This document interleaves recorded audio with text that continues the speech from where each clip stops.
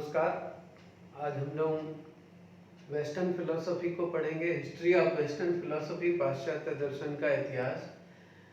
पाश्चात्य दर्शन के इतिहास को अगर हम समझने की कोशिश करें तो पाश्चात्य दर्शन को 3 भागों में विभाजित किया गया है, जिसे ग्रीक या यूनानी युग, जिसे कला, सौंदर्य, ज्ञान के संगम का युग कहा जाता है।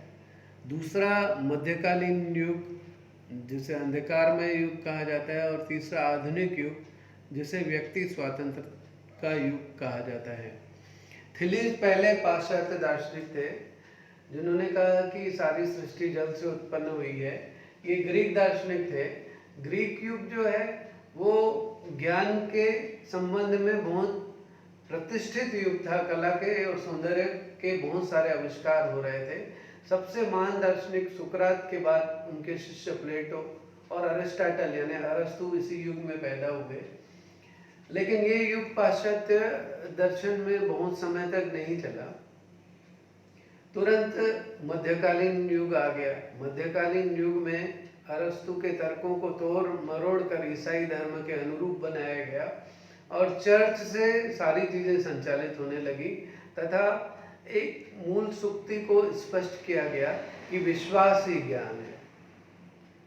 धर्म पर विश्वास करना चाहिए और धर्म पर आधारित दर्शन जो है वही ज्ञान है।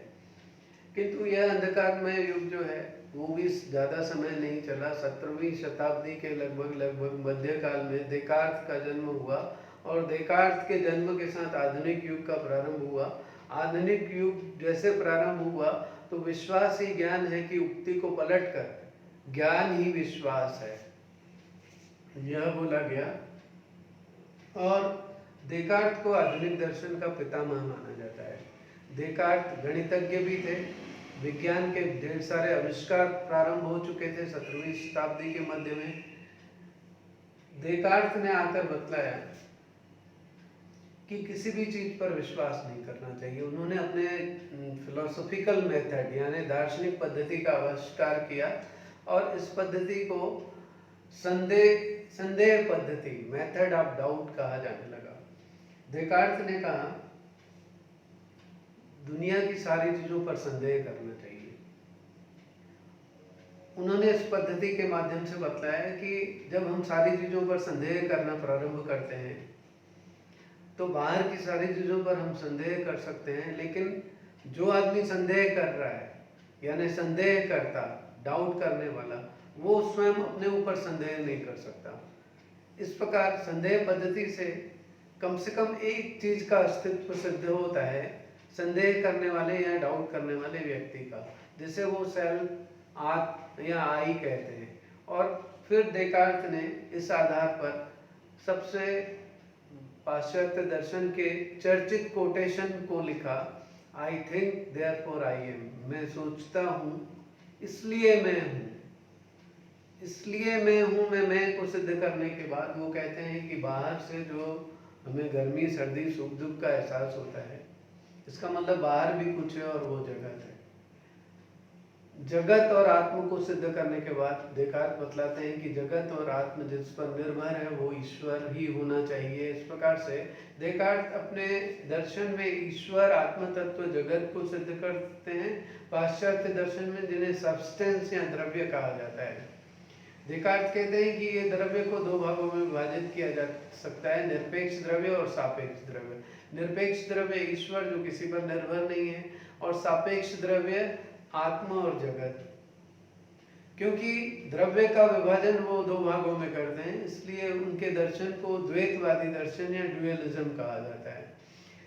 सारा पाश्चात्य दर्शन जो है देकार्त के बाद से कनेक्टेड है, जुड़ा हुआ है। इसलिए देकार्त के इस द्वैतवाद को हम समझना बहुत स्पष्ट रूप से समझना बहुत अनिवार्य है।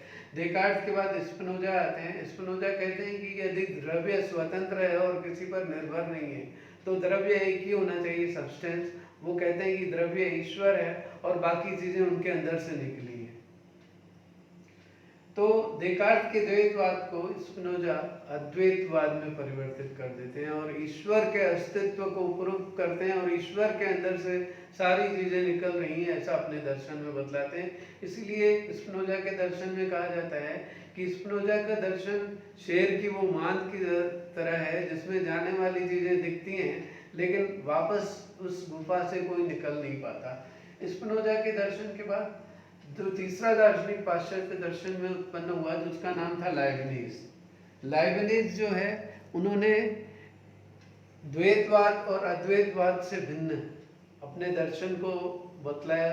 उन्होंने कहा कि जगत अनेक शक्तियों में विभक्त है जिन्हें वे मोनाड या चिदड़ू कहते हैं और उन्होंने इस सब्सटेंस पर आधारित मोनोडोलॉजी या चिदड़ूवाद की स्थापना की और वो कहते हैं कि 5 प्रकार के हम मोटे मोटे शक्तियों को स्पष्ट कर सकते हैं। एक अचेतन या अनकॉन्शियस चिदड़ू जिसमें सारी जड़ वस्तुएं आ जाती हैं, फिर वनस्पति जगत आ जाता है, फिर पशु जगत आ जाता है, फिर मनुष्य आ जाता है और उसके बाद ईश्वर। इस तरह से हम देखते हैं कि देकार्त, स्पिनोजा और लाइबनिज का दर्शन जो है वो मेटाफिजिक्स या तत्व की व्याख्या करता है। इसीलिए इन तीनों के दर्शन को बुद्धिवादी दर्शन या रैशनलिज्म या बुद्धिवादी दार्शनिक कहा जाता है। इन तीनों को देकार्त, स्पिनोजा, लाइबनिज को बुद्धिवादी दार्शनिक कहा जाता है। इन तीनों के बाद जिस दार्शनिक का जन्म होता है उसका नाम लाक है। लाक, बर्कले, ह्यूम, इन तीनों को अनुभववादी दार्शनिक कहा जाता है। एम्पिरिसिज्म का प्रारंभ होता है। लाक को अनुभववाद का पिता कहा जाता है।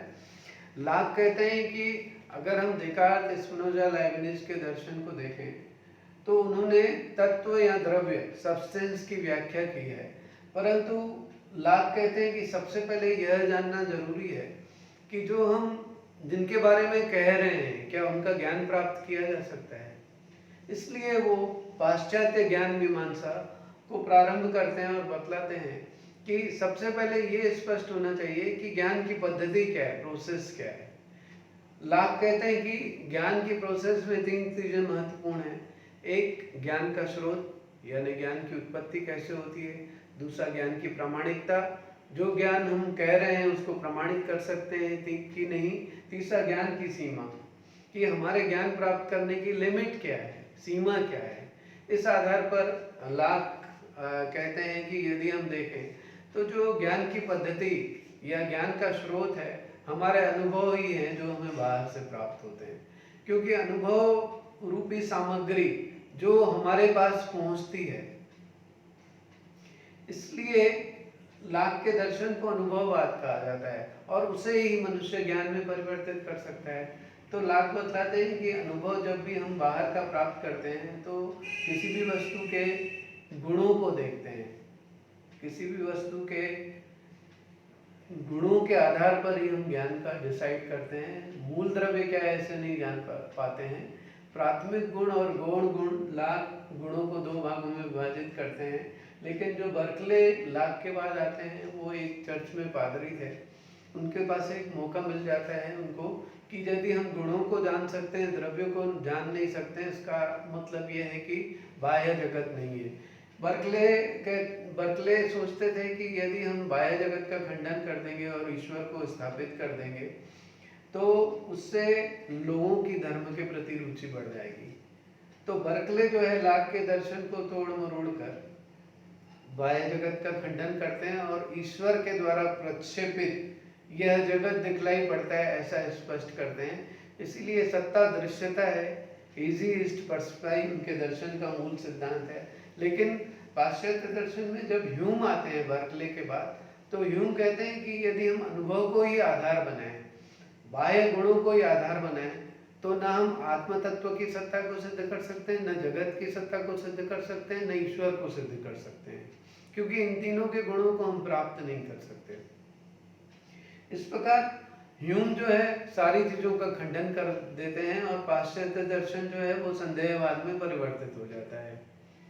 लेकिन इन तीनों दार्शनिकों लाक, बर्कले और ह्यूम के दर्शन को जब कांट स्टडी करते हैं तो कांट कहते हैं कि ह्यूम के संदेहवाद जो है वो मुझे पूरी तरह से जगा देते हैं और फिर तीसरे महत्वपूर्ण ट्रेंड या धारा प्रारंभ होती है जिसे समन्वयवादी दार्शनिक कांट कहा जाता है।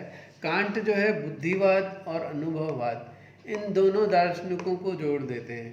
वो कहते हैं कि बुद्धि भी महत्वपूर्ण है, सारा ज्ञान बुद्धि में नहीं रहता, और अनुभव भी महत्वपूर्ण है, और अनुभव और बुद्धि को जोड़कर वो समन्वय कर कर पाश्चात्य ज्ञान मीमांसा को पूर्ण करते हैं और बतलाते हैं कि अनुभव के बिना बुद्धि जो है वो रिक्त है और बुद्धि के बिना अनुभव जो है अंधा है। Conception without perception is empty, perception without conception is blind. इस तरह से हम पाश्चात्य दर्शन में देखें तो बुद्धिवाद और अनुभववाद और समन्वयवाद इनमें सातों दार्शनिक आ जाते हैं। इनको अगर हम इस लिंक से कनेक्ट करते हुए अगर स्टडी करें तो सारा कॉन्सेप्ट क्लियर हो सकता है। पाश्चात्य दर्शन के इतिहास की किसी भी किताब में ये सारे दार्शनिक मिलते हैं जिनका विधिवत अध्ययन किया जा सकता है। धन्यवाद।